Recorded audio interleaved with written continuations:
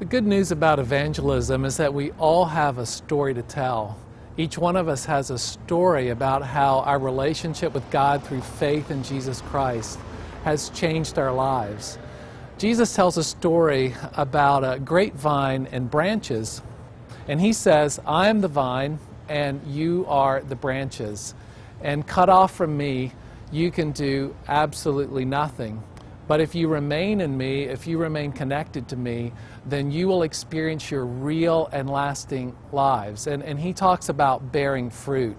He says that our real and lasting lives are all about a fruit of love, joy, peace, goodness, gentleness, kindness, faithfulness, and self-control. And as we live this kind of life, we have the fullness of life. Jesus says, remain in me. And if you remain in me, then you will have this kind of life. And what does he mean by remain? What he means is trust me. The God that we're trusting is a God of deep and incredible love. And Brennan Manning, an author and pastor, gives us a great description of who this God is that we're called to lean into and trust. Brennan says that he believes that when we see God face to face, that there's only going to be one question asked of us. And I think this is an intriguing question. And the question is this: did you know how much I loved you? Did you know how much I loved calling your name day after day? And did you spend your life living out of my deep love for you? That's what it means to remain in God. It's to enjoy this intimate relationship with God.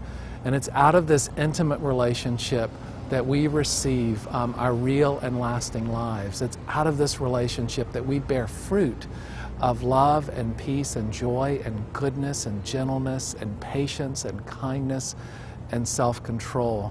It's this fruit that gives our lives meaning. And it's the kind of life that will change the world. We all have a story to tell, and it's about this personal relationship with God. And it's how this relationship has changed our lives. And this story, when offered to someone else, will give them a picture of who God is and how their lives can change. And the cool thing about it is that as lives change, a world changes. So evangelism begins with you and me and our stories.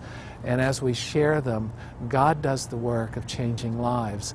And the whole world can be changed through evangelism.